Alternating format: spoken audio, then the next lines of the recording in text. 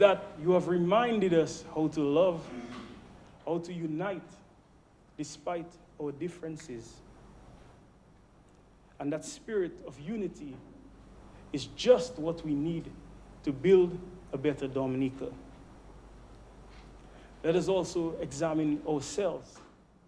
Let's be the best people that we can be for the sake of mankind and for the upliftment of our nature. Mr. Speaker, let us stamp out and put an end to child abuse and gun violence and gender-based violence, Mr. Speaker. Let's be the best people that we can be. Let's be a better Dominica, Mr. Speaker. Mr. Speaker, with these few words, with these God-given plans, Mr. Speaker, that we have here highlighted in this 2022-2023 estimates, Mr.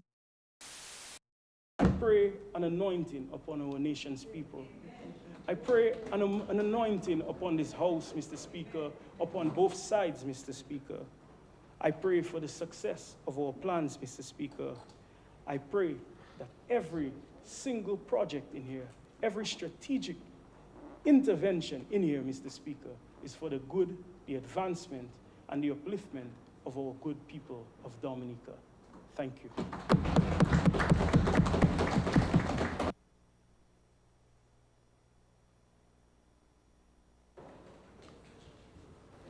Yes, Honorable John, I recognize you. Proceed. Thank you, Mr. Speaker. Good morning. Mr. Speaker, I stand to make my contribution on the debate before the House, the 2022-2023 budget debate.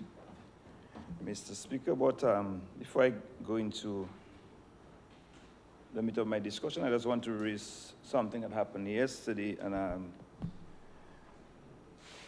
yesterday, the leader of the opposition came in late, not yesterday, the day before, when the budget was being delivered by the Prime Minister. And I am aware that the Honorable Leader of the Opposition and also Senator Sanford informed the House that he would have been late and she would have been absent for the day, respectively. But yesterday, Mr. Speaker, Mr. Linton came in and made his presentation, and in his starting of his presentation, he said that why he was late. But Mr. Speaker, the Minister of Trade, and a member for the Portsmouth constituency used that and said, Mr. Linton coming is natural, usual, coming late to the Parliament. And I think it was being a misrepresentation of the truth when he contacted the House.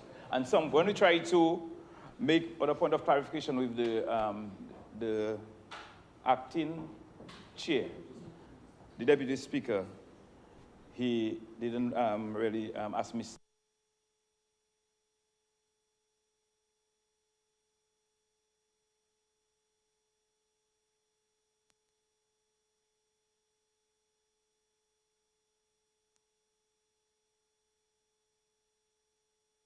Mr. Speaker, earlier on, there are several members of this House. Yeah, but before you proceed. Yes. If you are saying that already, and the member, the Honorable Linton, said it already, yeah, why are you bringing the person in the chair with a responsibility to say anything, if it's been said already? Mr. Linton didn't say that. The Honorable Minister of Trade spoke after Mr. Linton. Yes, but you cannot tell a member what to say and what not to say. But if Honorable Linton actually said what happened, yes, now you are saying that, just proceed, because it's clear. But you are actually talking about the chair, who is the speaker at the time. So I don't know why. Mr. Speaker, because it is settled practice that before the start of the House, during your announcements, you say who contacted you, who wrote, and asked for time off, who was not there. Okay, that nice. Is the point, Mr. Speaker. So that's your point? Yes. Okay, so let me make a point on that matter. This Honorable House will not accept little WhatsApp messages, especially if it's not an emergency. If a member knows in advance, for example, let me take the opportunity now. 2 members, one wrote and said, I might be late. Another one said, I'm sick. I might be late. Another one said, I'm dealing with an emergency situation. I might be late, but I'm not sure. If a member is actually telling me I will be absent, and it is written formally, then I have a responsibility to tell the Honorable House this. So Honorable Oscar George wrote and said that he's not feeling 100%, so he might be absent. So I'm placing this on the record now. This was formal. But we have to deal with this house with respect. Especially if you know it is a matter. So now, I will say it clearly then, so we can understand, so the members of the house can understand, and the public. The Honorable Linton WhatsApp, the clerk, he did not even call me to indicate that he has a court matter, which he would have known in advance. So it means that he had the opportunity, one, through his lawyer, to inform the court that the highest court is meeting, which is the parliament, and therefore ask his excuse of the lower court. And then now, he would write us now and say, well, in that case, then the lower court would agree through his lawyer. Another matter, another approach could be a respectful approach, could be right to write the chair and ask for permission to be absent or to ask for permission to intervene. So we have to be careful what we talk about. That's why I left you, so you could explain properly, so then I can explain. In regards to Senator Sanford, she said she will be coming, but she's not sure. I cannot make a statement on not sure. Then see what happened, she came. So if I'd made a statement saying she will not be there, and then she showed up, I'd be giving wrong information. Senator Esprit, Shanks Esprit, indicated that he most likely will be absent, but now he's here today. So in regards of all the information that I received, the only one I could make a clear, decisive decision was on Honorable Senator Oscar George. This one was formal, written, came to my chamber, so I could say something, but I gave it a little time. I spoke with the clerk, I said, let's wait to see today what is happening with Honorable Oscar George. So, proceed. I just wanted to clarify since you bring it up. Thank you for your clarification. And I'm happy I brought it up. Very happy that I brought it up, Mr. Speaker. I will proceed. I'll continue. Mr. Speaker, the 2020-2023 budget presentation was very heavy on agriculture. And I took note of that, Mr. Speaker. And I heard the references made about the amount of farmers and the amount of produce being annually being produced here in Dominica, Mr. Speaker. Mr. Speaker, I just want to bring to the attention of this House what type of production we had a few years ago, because some people like to go back to 2000, 1995 and 2000. By that time, I was already statistical clerk at the DBMC. So I was the person dealing with all the statistics, sending to statistical unit, ECCB, and all the others, CDB, when Ms. Blanchard was there. And Mr. Speaker, I can just give you a general idea the type of production that we had around this time, and how I heard the Minister of Agriculture talking about pickups coming in communities. I am sure the member for Laplin will join me and told me the type of pickups that was coming into the Laplin in the late 80s and in the 90s because of, I'm not talking about other crops, I was talking about one crop, bananas, because we had a cash crop from 1953 somewhere there, a cash crop when geese came to Dominica.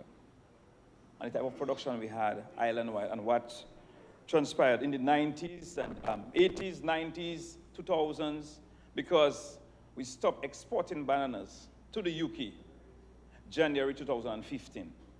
That is the record because of Black Sea Otoka, and we have not gone back to exporting bananas. 2015 January, the Honorable, the former Minister of Agriculture was Mr. Drygo at that time. And that's where it stopped, Mr. Speaker, in terms of production. But our production started decreasing gradually in the 2000s going down. Because banana to us was a has-been industry, but banana as a monocrop, as our cash crop, was complementing everything else. Every other thing was being grown because of bananas. Yep. Everything, because farmers could get the inputs on the 8 cents deduction and produce other crops. Citrus, dashing, just think about it, bell peppers, they could produce because they had the other thing, passion fruits and whatnot. At times, farmers would have to call farmers and tell them, come pick up the checks at DBMC. That time, money was meeting money. But these farmers were selling other things, other crops, like you have citrus, and at these times, they were selling. And I'm hearing about purchasing or harvesting 1 million pounds of produce in a year. We were doing that, yes, you said that yesterday. 1 million, over 1 million pounds. The minister said. Right. We were harvesting on average, because we were harvesting about on average between 8 to 1,000 tons of bananas weekly. That is equivalent to about 34,400 to 42,000 boxes.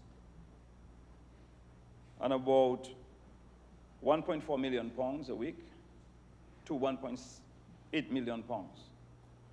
40%, Honorable, the Minister of Trade from Portsmouth, 40% of our production was coming from through Portsmouth, because we were purchasing it at Longhouse and bringing it. So you can understand the amount of economic activities in the Longhouse area at that time. That is what one crop was doing in agriculture across the country. And I heard mention of farmers, some of the farmers. We had some serious core farmers, dedicated core farmers in Dominica, who produced and the others complemented them.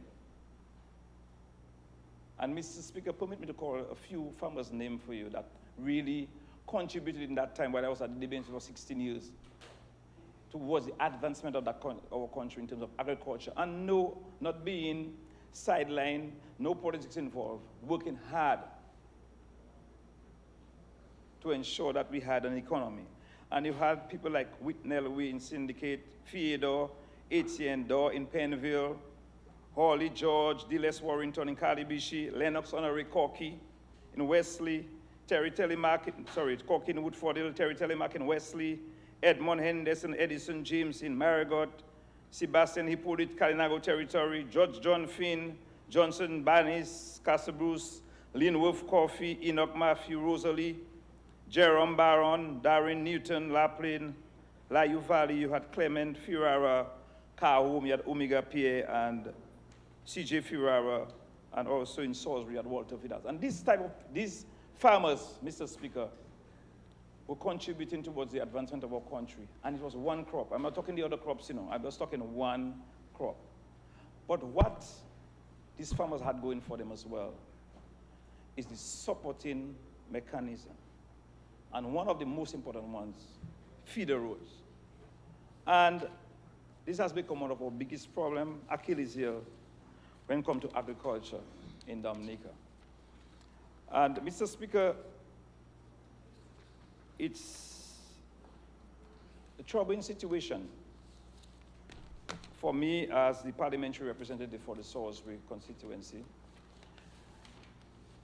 Last month we were in Parliament, and I made reference to that road as well. The Minister of Public Works, I don't know what issue we have. I tried to reach him on that issue. I left a message again. I called your office on 2 issues, the dredging at Makushri and something. I left the message, and I called back, and I know you got the message. I don't know why you didn't call me back. But we had to discuss those issues, and I was doing it genuinely, reaching out to you before even coming to Parliament. And on the estimates have monies allocated, $500,000 in this fiscal year for the repairs of the Cuba Road, that is a car home road for Cuba, and 7.2 million or 7.4 million for the estimated for 2023, 2024 for that road. Mr. Speaker, the most populated farm road in Dominica right now is the Salisbury Heights Road. We have farmers from as far as Kulibistri to Maho utilizing that road. All the pineapples and the ginger, the dashing and everything coming from the Salisbury area coming from that road. You have all the farmers from Carhome. I'm not against repairing the Carhome road. If you want for me to make it access to those farmers on that, I haven't got a problem with that. But nothing was allocated. And I've been making reference, I've been making representation on this matter for this along this while. We have an area from Petit Makushi to Mo on that hill. It's wear and tear on everybody's vehicle. These farmers are speaking about it,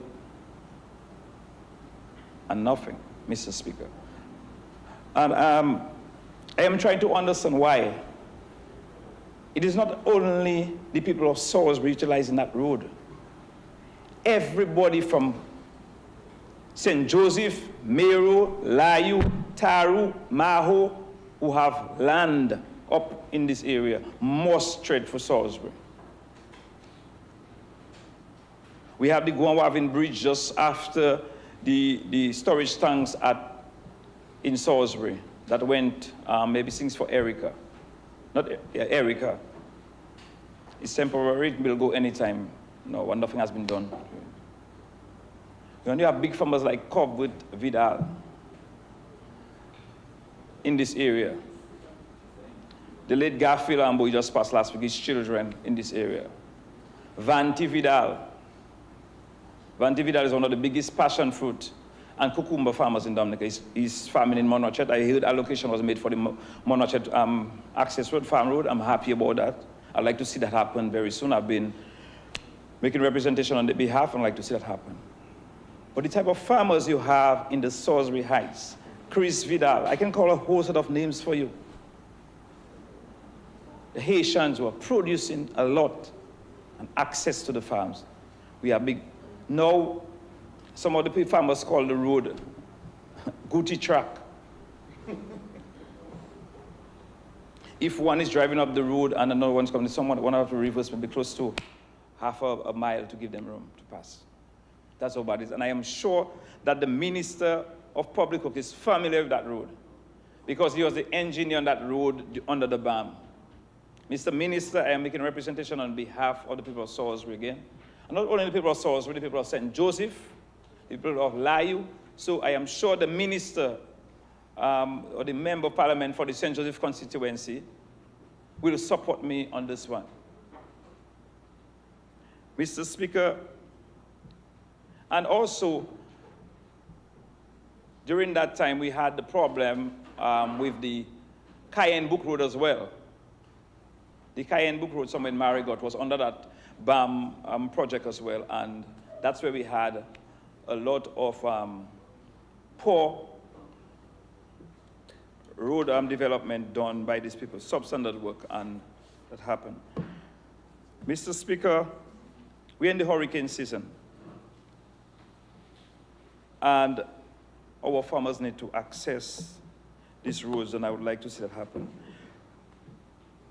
The Prime Minister made a representation about irrigation going to be in Salisbury area. We welcome that in the Salisbury area. I just want to say that the rock farmers from Salisbury have had irrigation on the Grand Savannah since in the 80s. And we'd like to see that happen. I do not know what areas they're looking at, but the rock farmers have their lines coming directly on their lands and no storage tanks. There was a storage tank close to the one they put for the Salisbury, the West Coast Water Project, right on the Grand Savannah. There's one just around there. If I'm proposing that maybe we can help to repair this one, that storage tank, so they could have enough water saved there during the dry spells and to help with production, increasing production, especially with our vegetables. And Mr. Speaker, I would like to propose, make a recommendation in this House, irrigation. During this dry spell, about 7 months sometimes, we go, our production drop because of no water. And irrigation is becoming a necessity across the island in the dry areas. And I'd like to propose that we have some good water system over the Wasco, and look at maybe putting a fixed rate for commercial farmers in the dry areas. A fixed rate, looking at, I don't know if it's $200 for 4,000, 5,000 gallons, but a fixed rate, so these farmers know they can plant, and they will pay back. A fixed rate is $1,000 they're spending on water for the 6 months, they're spending $1,000, but they can produce. And I would like to see that maybe we look at that, because you'll go around the island, especially the Calibishis, the Wesleys, Marigot, right back to Laplin, Cassius Laplin, Salisbury, Grand Savannah especially, and the other areas. During the dry season, you can plant nothing. Even some of your tree crops dying because it is so hot. So I'm recommending that we look at working with the Wasco and looking at the critical areas, some areas where we can maybe give for commercial farmers, commercial farming, a fixed rate for the 6 months going forward, Mr. Speaker. Mr. Speaker,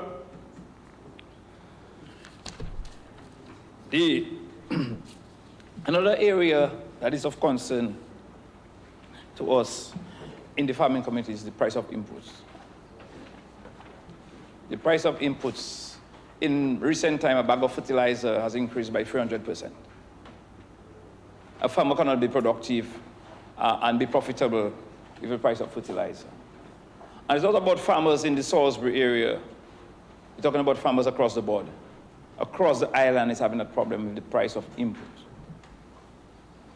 Before you had subsidizing some of the inputs, government was subsidizing inputs, and you know that has been done around the world, that inputs have been subsidized. And we can look at some of the prioritized inputs and subsidize some of them, but some of the price of inputs very high, Mr. Speaker, and some farmers could manage. But Mr. Speaker, recently we got some fertilizer from Morocco, about 4,000 bags of fertilizer. And Mr. Speaker, what happened with this fertilizer? It's laughable. I mean, when I worked at the DBMC, the IT department was also doing the script and sending it to the districts, and they distribute the fertilizers after storms, or even the Ministry of Agriculture, that was not part of DBMC, would ask us to assist them in doing that same thing. So they would know the acreages of these farmers or the production, and you work it out.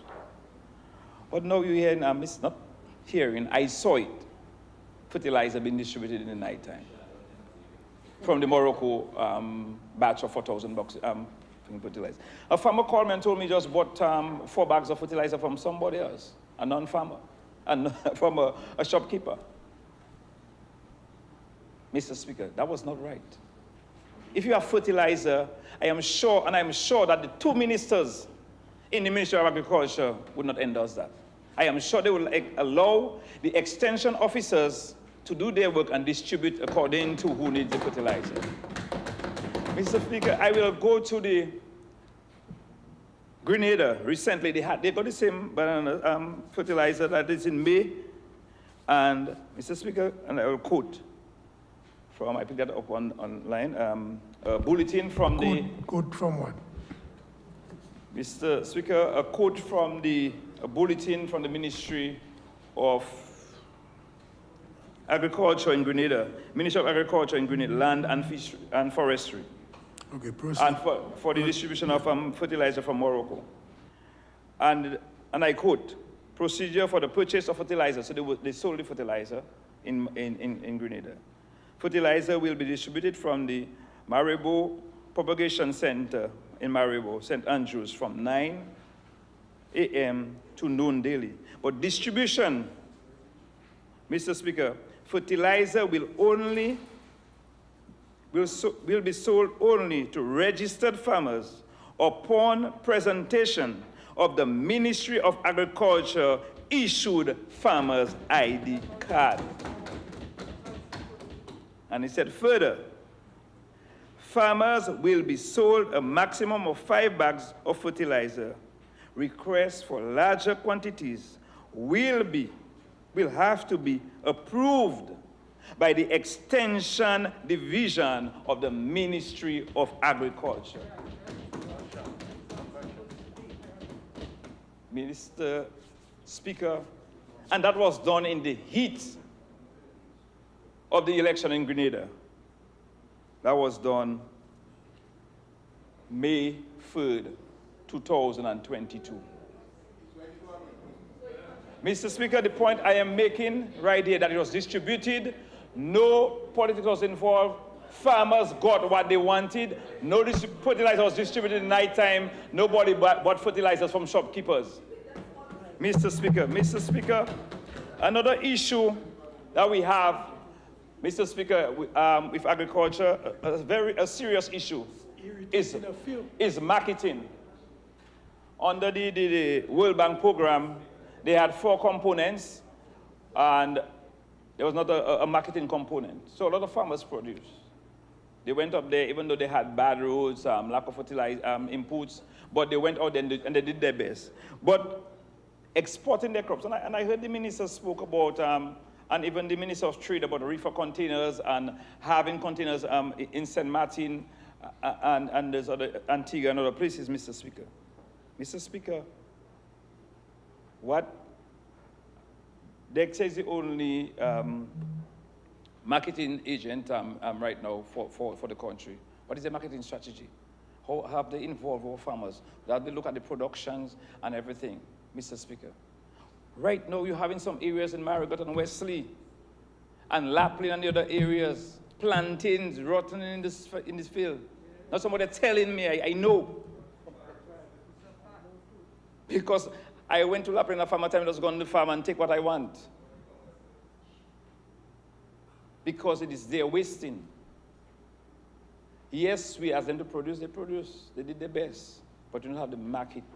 And that's why we're looking at sustainable markets. Right now, and St. Lucia is taking over marketing in Antigua and other places. They said that, if you look at the bulletins, the news item, that they're looking to even expand further into St. Martin and the Virgin Islands. Mr. Speaker. And Mr. Speaker, and these are I heard that money is made available for plantain and bananas. We have to look at marketing for our farmers, ensure that they can sell, they have the marketing boxing materials and other things to ensure that they have the produce. And I heard the minister made mention about ensuring they'll continue to make the thing available for fighting, the spraying for fighting black sigatoka, and that is important. I want to comment that because that is one of the problems that we have for farmers to ensure that there's quality. Quality is important and quantity as well, but quantity goes with, goes with having proper access to those farms, and that is important for us. Mr. Speaker, One more area. Yes. The farmers on the West Coast, especially in the Salisbury area and Monrachet, Kulibistri,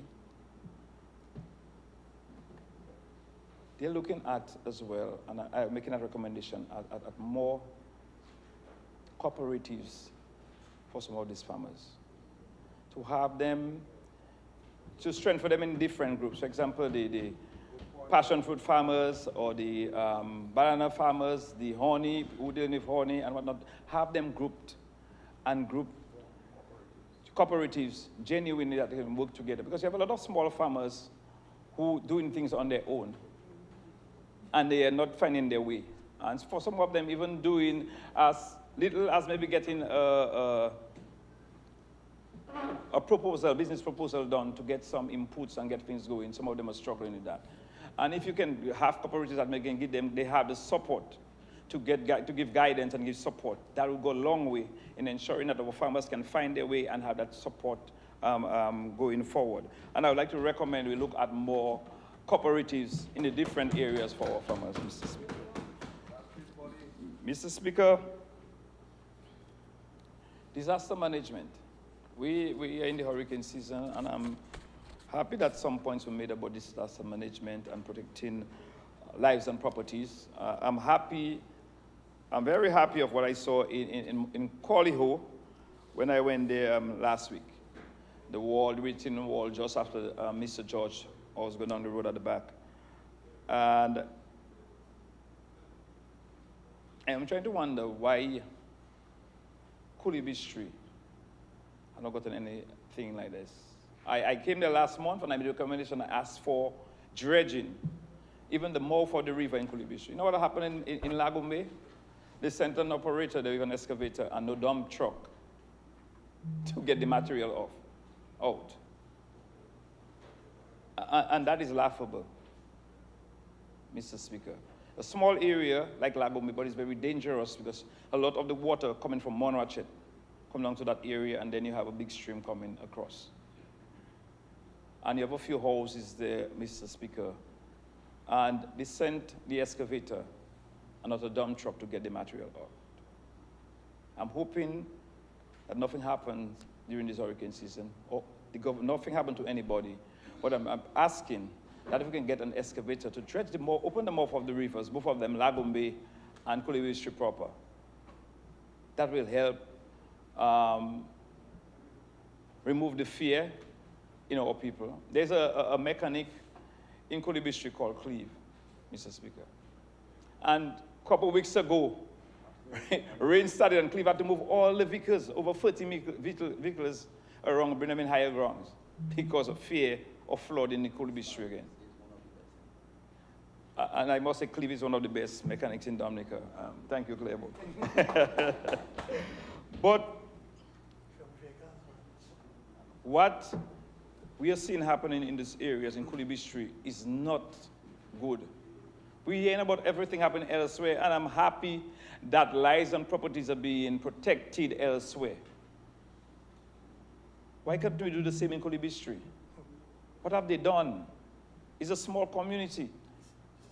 Stepchild constituency. I am going to make another recommendation, Mr. Speaker, in here. Sometimes they say we do not make recommendations. Kulibistri, the logistics to move from Kulibistri to Monrachet, if you have a storm, can be very dangerous.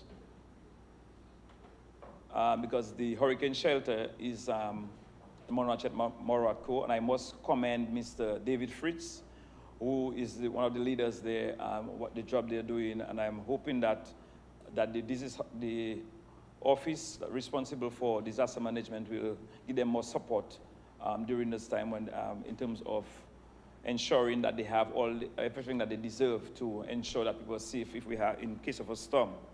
But I'm going to make a recommendation. There are two houses in Kulibistri in a safe zone on the hill, and a lot of people during the hurricane season, they will go up there for safety. And if there is logistics, there's a problem on the main road in Kulibistri, nobody can cross to go to Monrachet, as I said. If the government, like the Office of Disaster Management or Ministry of National Security, can maybe work with these two homeowners. They have two empty cellars, and maybe see if we can use them. I know that they look at different areas to have disaster shelters. And maybe work with these two individuals to see if we can build it downstairs. So just for if people in the area in Cold can run up the hill and be protected. They have two houses, one owned by Mrs. Lorna Rudet and the other one by Mrs. Marilyn Pascal.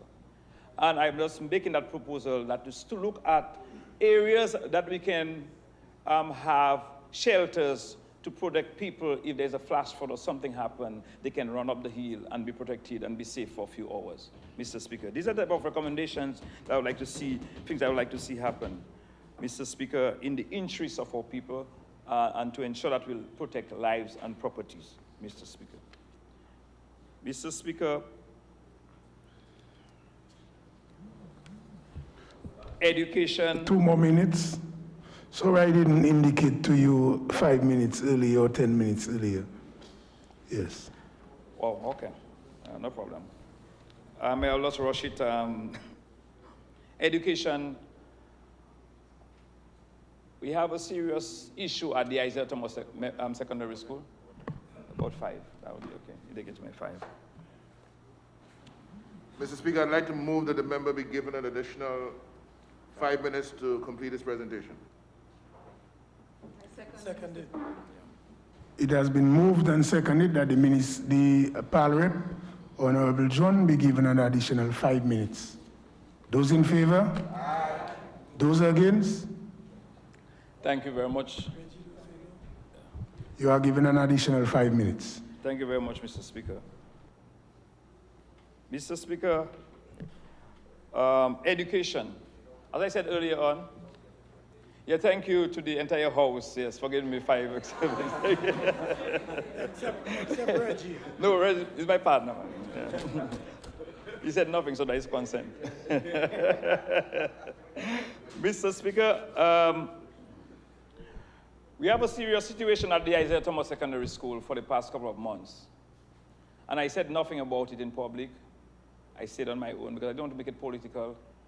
I was expecting maybe the members in the area, the catchment area, maybe to call a meeting and see how we can address that matter at the Isaiah Thomas Secondary School. That is the only school in the West Coast, catchment area from Massac as far as Dubla. And we have some movements in the leadership of the school that is causing some problem.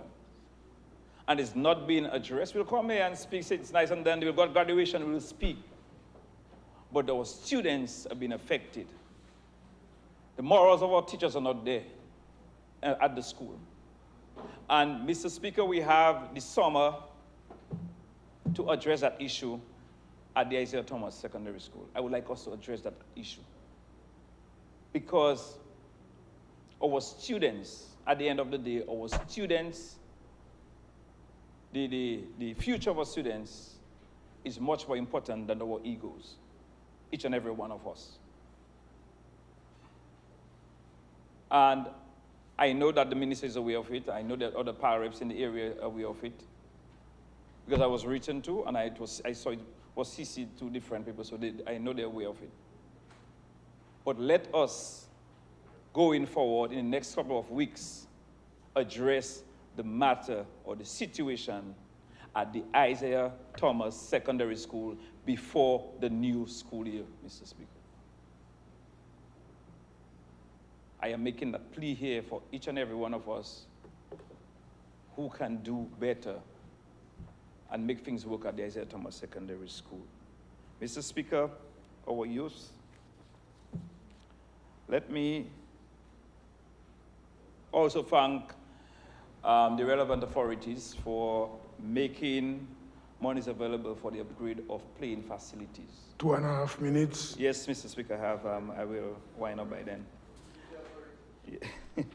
The Ministry of Youth, Sports Studies. Yes, the authority. Yes, everybody. Yes, Mr. Thank you very much, member for the Cottage constituency, Mr. Speaker. The Minister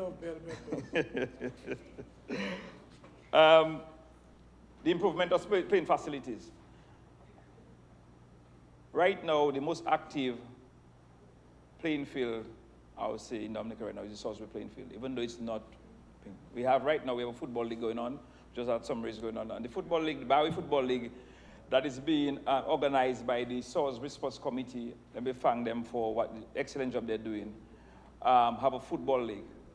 But I'm hearing about the monies allocated for upgrading the playing field. I am hoping that the Salisbury playing field will get the opportunity to be leveled up and resurfaced with good topsoil. Right now we're playing, we more or less call it a double week, but that's what we have. A donkey's back. That's what we have. We are playing on it. But we have young men from Canefield, as far as Canefield to Collier, playing football there on a weekly basis. So building camaraderie, getting them off the streets, get them involved in something productive. I would like to see that the ministry eyes fall on the Salisbury playing field and ensure that we have something better, that our young men who come there to play football can have something to run up and down and not be afraid of twisting an ankle or hurting each other, Mr. Speaker. I would just like to see that happen for young people, because we ain't too much about the gunslinging going on, or young people killing each other. This is another long weekend, August Monday weekend. And we as members of parliament, leaders, should call on our young men and women to slow down, leave the machine at home and try to solve their problems with words instead of guns and knives. Let us address it nicely. Let us, if you want a mediator, call somebody I can speak to or speak with. Let us work with them. Because Time up. Yes, Mr. Speaker, thank you very much. I'm just saying on behalf of the young people, let us, on both sides, ensure that we move in the right direction. Thank you, Mr. Speaker. Whoa. I want to see that clock. That clock. 5 gone already. Yep. I recognize the Senator Esprit first, yeah. Mr.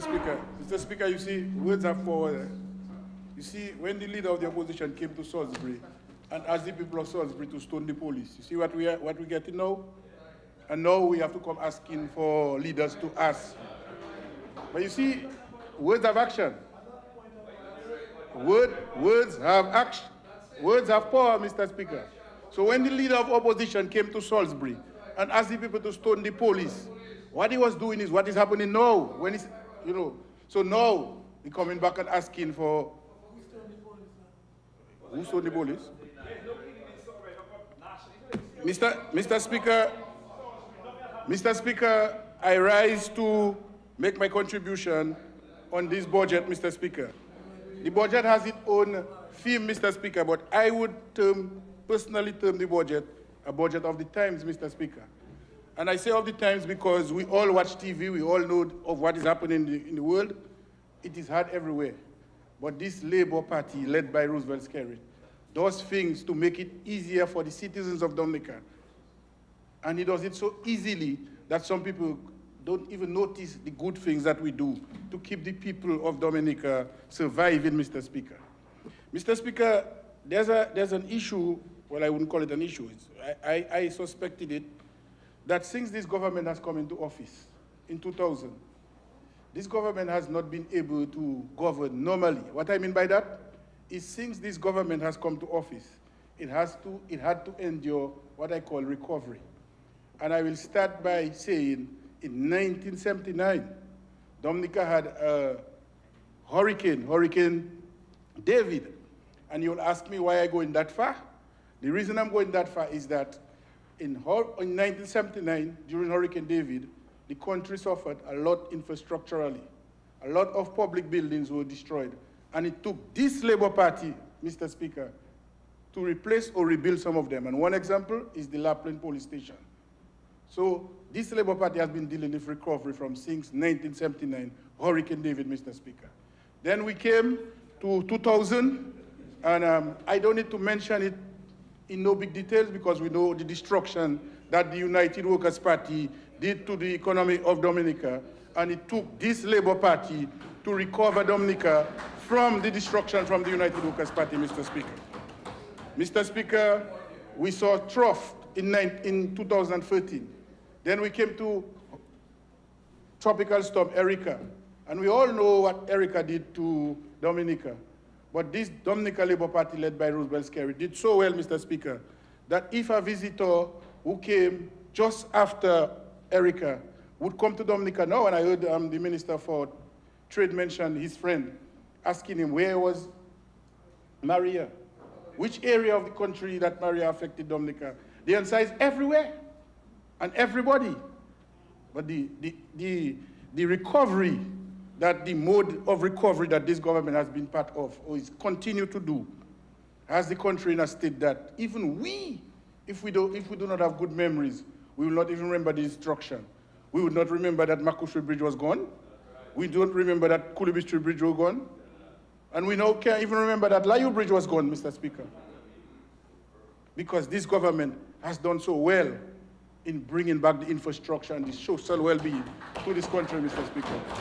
And for that, we will remember Roosevelt Skerrit. Mr. Speaker, allow me to say Roosevelt Skerrit because I'm not referring to the position of Prime Minister, because we have had Prime Ministers in the past, none of whom can perform and has performed the way that Prime Minister Senator, you still need to say honorable, then you can twist your feet. Thank you, Mr. Speaker. Honorable Roosevelt Skerrit. And because I want to personally make reference to the person and not the position, because there have been other Prime Ministers or other people in the position of Prime Minister, none of whom can and has performed the way that this Prime Minister is performing, Mr. Speaker. Mr. Speaker, we had Maria, and now we have a new phenomenon, a geological phenomenon called climate change. And I'll speak a little later to climate change, Mr. Speaker. We also have now the war in Ukraine. And why the war in Ukraine is important to us? Because it has caused the prices and the cost of shipping and the actual cost of commodities to, some people say skyrocket. I say to triple, double, and sometimes quadruple in price, Mr. Speaker. We have no control over that. We have to deal with it. We have to deal with it. And for instance, the PS of Trade is here, and the Minister of Trade is here. The actual price we're supposed to be paying, for instance, Mr. Senior Minister, for fuel, should be around $22. But the Prime Minister, in his great wisdom, has devised through the Ministry of Trade some measures to allow us to only pay $16.47 a gallon. And I always have a problem with us, Mr. Speaker. And the problem I have with us is we do too many things without boasting of them, so the people can know what we're doing for them. So for instance, the ordinary person not aware that we had to forgo so much money in the cost of a gallon of fuel. The actual price of a gallon of fuel is supposed to be $22, Mr. Speaker, or $21.83. But this government has absorbed and subsidized, is the correct word, Mr. Speaker, the cost of fuel, and now we're only paying $16.47. But we're not boasting about that. You know why, Mr. Speaker? Because we're too busy looking to the next thing to better the lives of the people of Dominica, Mr. Speaker. Mr. Speaker, I want to touch on something, and I'm making direct reference to the leader of the opposition, or the leader of the parliamentary opposition's contribution yesterday. Though I wasn't in the House, but I was privileged enough to hear some of his presentation, Mr. Speaker. And I termed some of his presentation, I termed it mathematics. And then when I heard the member for Salisbury speak and said he was a statistician, I realized that's where the leader of the opposition get his way of doing maths, Mr. Speaker, because he learned it from the statistics from the member from Salisbury. And I termed it mathematics. And I make reference to him speaking of the CBI, Mr. Speaker. And he came there and he gave some calculation, $1.5 million, and it is mischievous, Mr. Speaker. And the ordinary person listening to him would say he does not know better. But I know he knows better. And I've seen Mr. Linton, leader of the parliamentary opposition, went as far as he can to destroy the CBI, Mr. Speaker. What I mean by that, we can remember January that Mr. Linton went on CBS to ill-talk his country and with the aim of destroying the CBI, because in his mind, if the CBI is destroyed, that's the only way he can get this Labour Party out of government. And he has not stopped, and you see it in this budget, Mr. Speaker. What he's doing, in my mind, it is speaking the language of his white handlers, Mr. Speaker. And Mr. Speaker, if it is unparliamentary, tell me so I can withdraw it. But what I mean by that is he has some white advisors whose advice to him is to do all he can to destroy the CBI, because that's the only avenue or the only route by which he thinks that this Labour Party can get out of office, Mr. Speaker. So when he comes here and he misquotes figures, he's not speaking to us. He's not speaking to the ordinary Dominicans, Mr. Speaker. He's speaking to the international people with the view of raising an eyebrow to them so they can come and say something is wrong in the CBI and put pressure on us, Mr. Speaker. That is what the leader of opposition is trying to do, continuing his machinations to destroy the CBI, hoping that if the CBI is destroyed, the UWP can get into office. And sometimes some of my colleagues use that phrase that you burn in the house to destroy a rat. Yeah, that is what he's doing there. So when you hear him speak of all kind of funny figures, and you think it's because he does not know better, he knows better. He's only speaking the language of his white handlers who advise him to do all he can to destroy the CBI with a hope of getting into office, Mr. Speaker. In regards to white handlers, I'd ask you to withdraw that. Maybe you can say advisors, but not white handlers. Mr. Speaker, I accept and I withdraw white handlers, Mr. Speaker. Mr. Speaker, agriculture. But even before I go to agriculture, Mr. Speaker, since little boy, I've liked politics and I've always followed budgets. And I would term that budget, in addition to the theme I gave it earlier, an agriculture and a tourism budget, Mr. Speaker. Yeah. And Mr. Speaker, I will not touch on tourism because tourism is headed by three beautiful young ladies, Mr. Speaker, two of whom are here representing themselves and their people. What do you know about women? No, that's a use. Mr. Speaker, and I know they will ably represent their constituencies and their ministries. But Mr. Speaker, I want to touch on agriculture. And I want to take us back just to Maria, Mr. Speaker.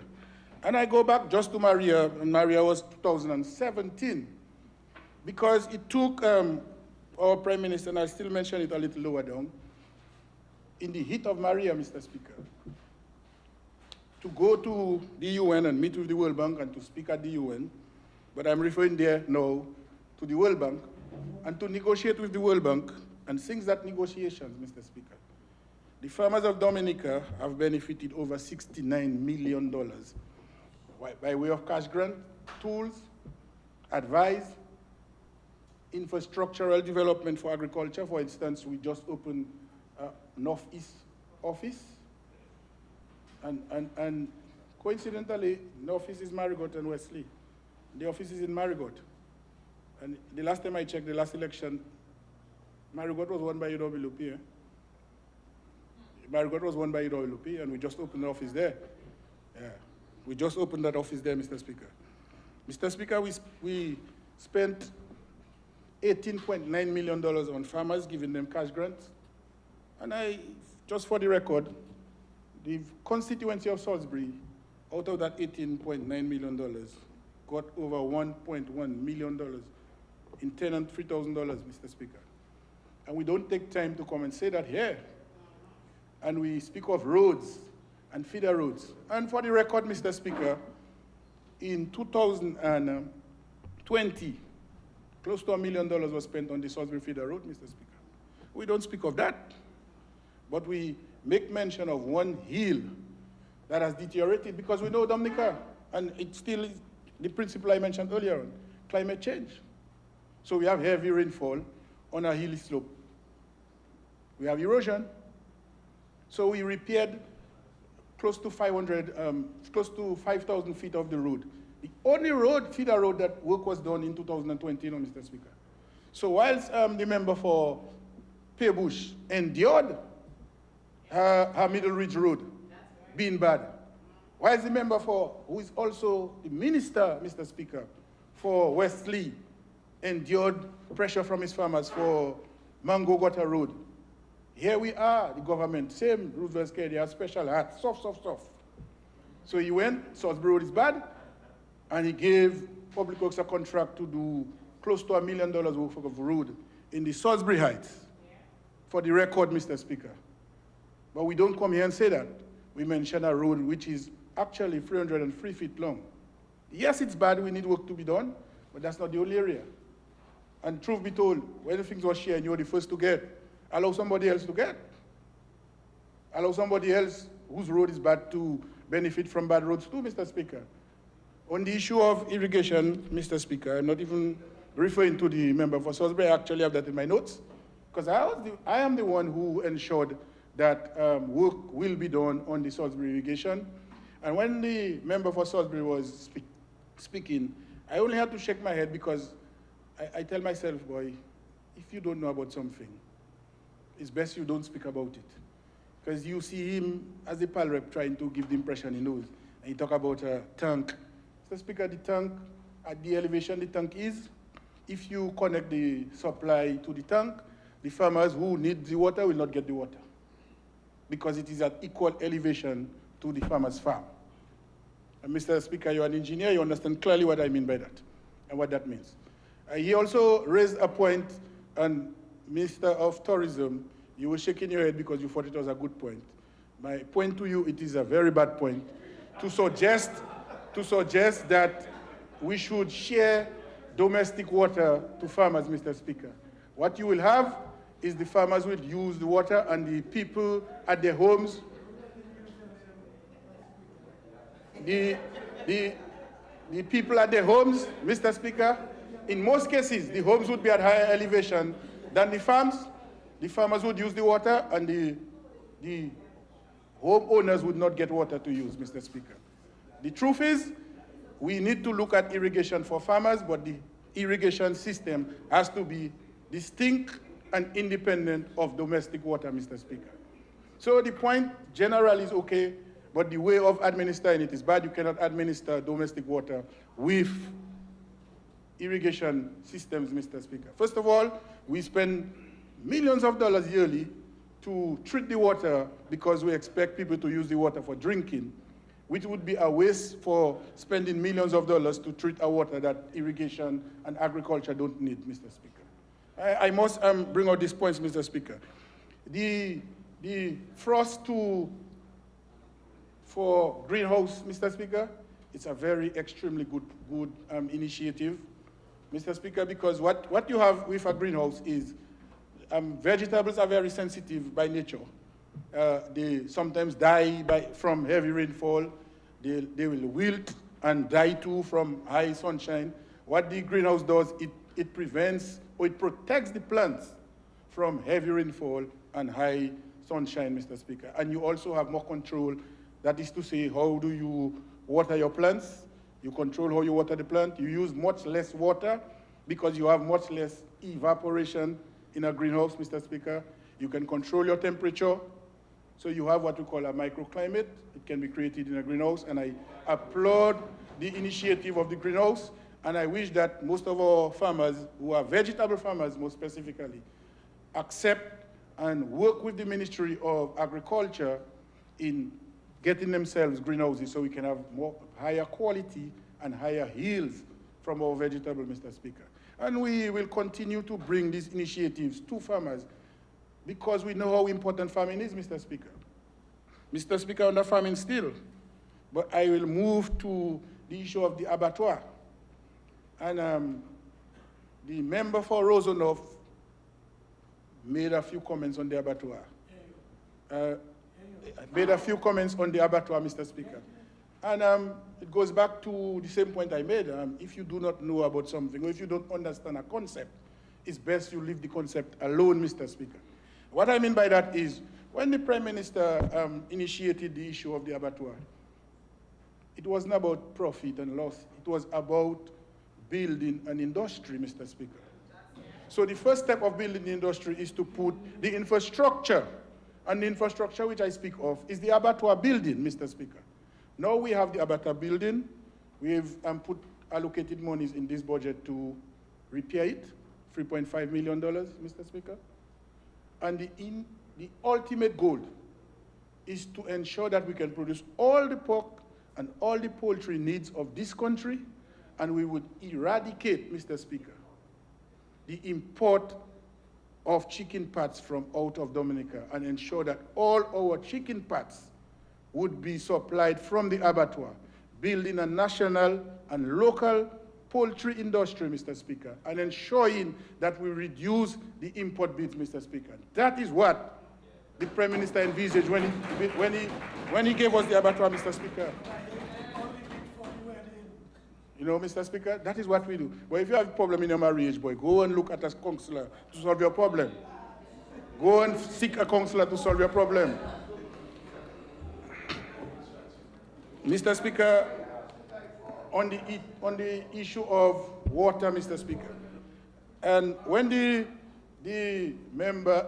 senator and minister for the minister for Public Works was speaking, I turned to the sergeant of army and told him that is one disadvantage of speaking after people, and one advantage of speaking early is that you get to say all what you want, because I wrote my notes on water, and I'm hearing you regurgitating some of the things that I had to say, Mr. Speaker, but please allow me to still say them because they are extremely important. Important so much that to start by saying, Mr. Speaker, after air, and more specifically to the human being, oxygen and carbon dioxide. And you'd ask me why carbon dioxide? Because that is what the plant uses to produce food for us, for our consumption. And how it uses carbon dioxide? Through the process of photosynthesis.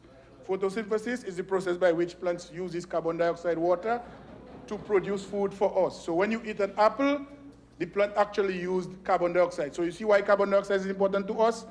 Yes. And you know oxygen is what we use to breathe for survival? Yes, Mr. Speaker. Right. So after carbon dioxide and oxygen, the next most important substance or chemical is water, Mr. Speaker. And the water is so important to life on Earth that the Earth's surface is made up of 70% of water. Mr. Speaker, in furtherance, the human body, the cells in the human body is made up of 68 to 70% water. That's how you kept turgid, Mr. Speaker. Turgid means to stay full. Right, Mr. Speaker. So I say all that to say that water is extremely important. So important that this government, led by Honorable Roosevelt Skerrit, has brought Dominica to a stage where it is the #1 country in the world in terms of coverage to water to people's home, Mr. Speaker. 98% coverage, Mr. Speaker.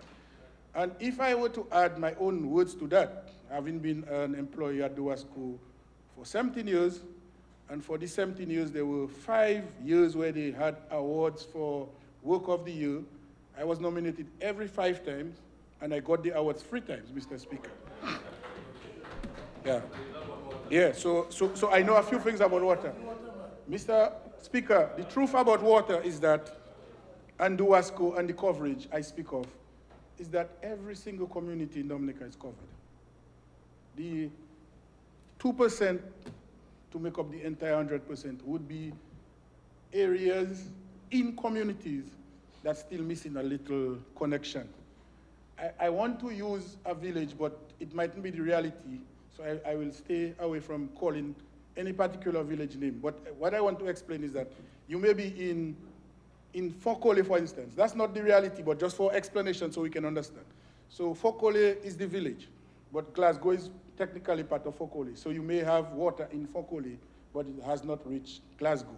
So that is the 2% we speak of. But if we mention in just villages, Mr. Speaker, we would have 100% coverage. And that is something not even developed countries can attain, Mr. Speaker. And if that's not good, I will never see a time when we will be good. If 98% coverage in water is not good, Mr. Speaker.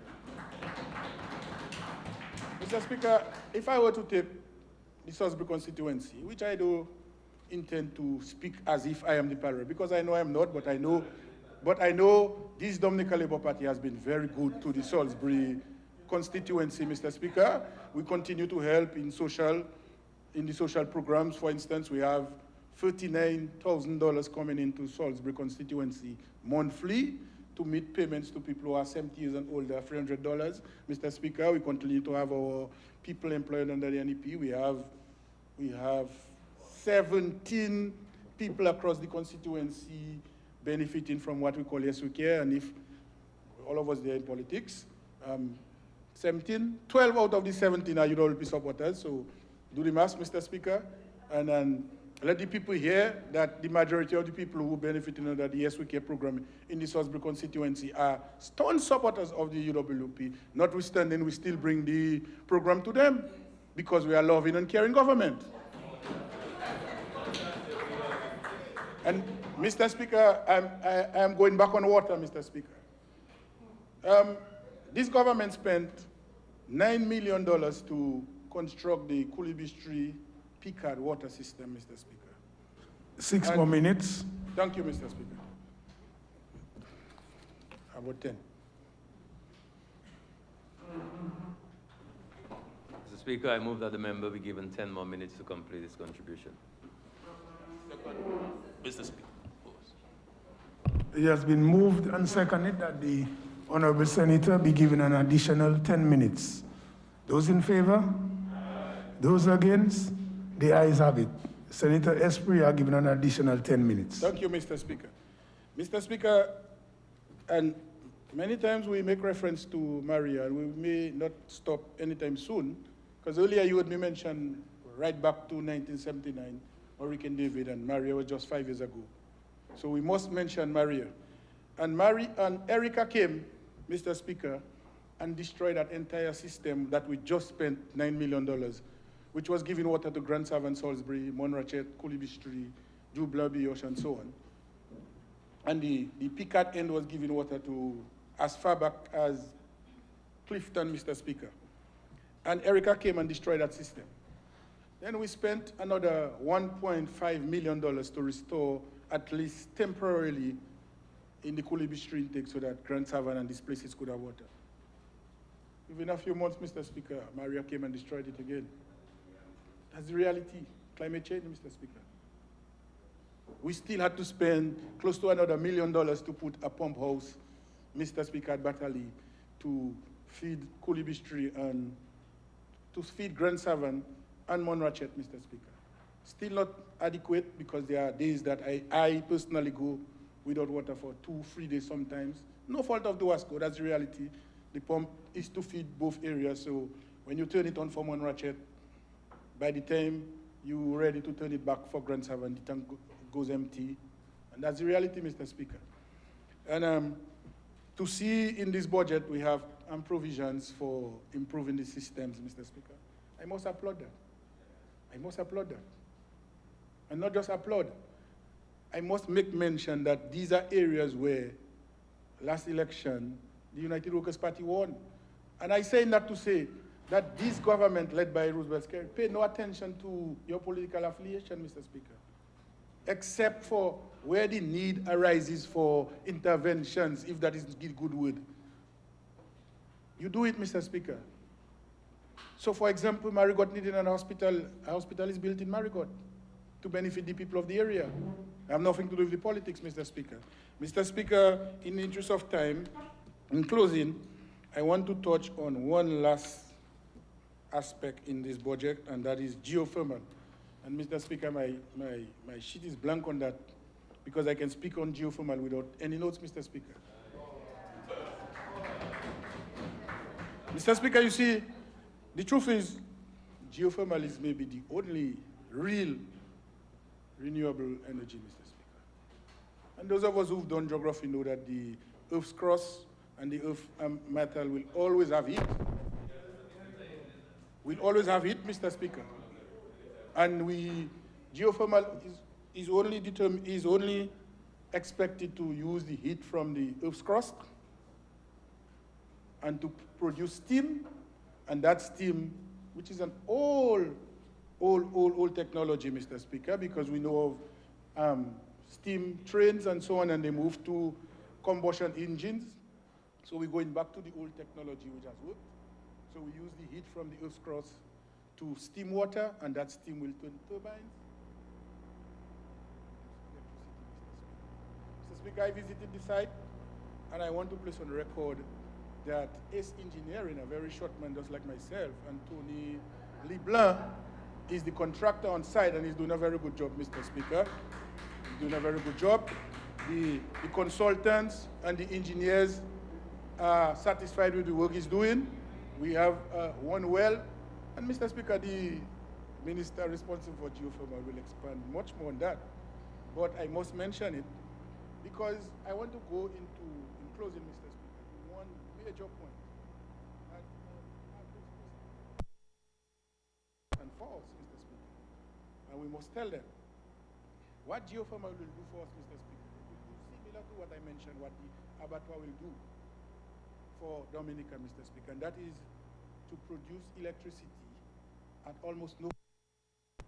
I said almost because there's a cost of equipment and so on. But when you produce it, there's nothing to no.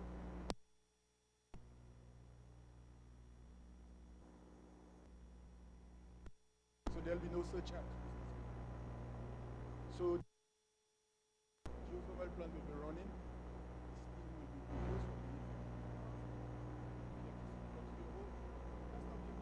Mr. Speaker, you know what's the important one? Because cost of fuel of electricity would be so low, it would cause investors to start looking to Dominica to install and build new manufacturing plants, Mr. Speaker. And you understand already what that will cost to the economy of Dominica. Well, what you say you're correct is a 50-year-old story.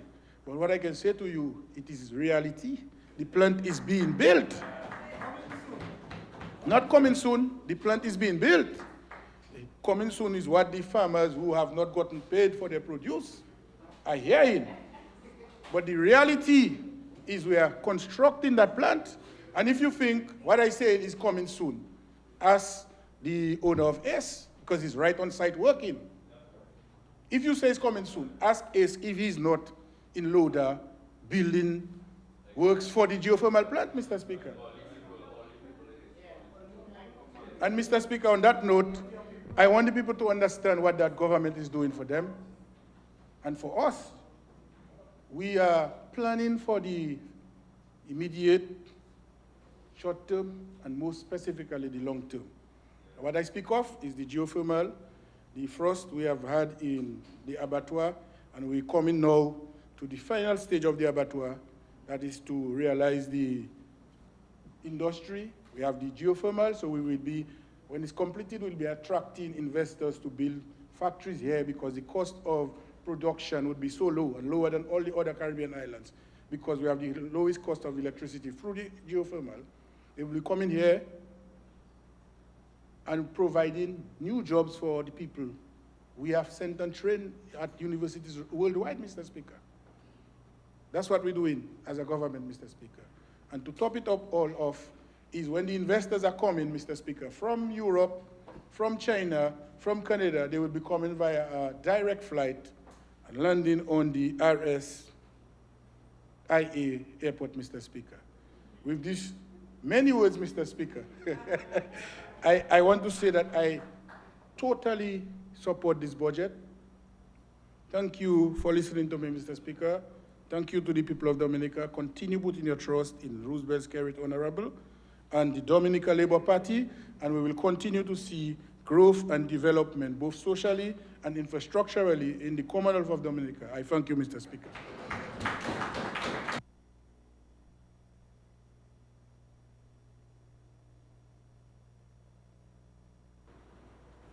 Mr. Speaker, I move that the House be suspended until 3 p.m. this afternoon. Indeed, Mr. Speaker. It has been moved and seconded that the House be suspended until 3 p.m. this afternoon. Those in favor? Those against? The ayes have it. House stands suspended until 3 p.m.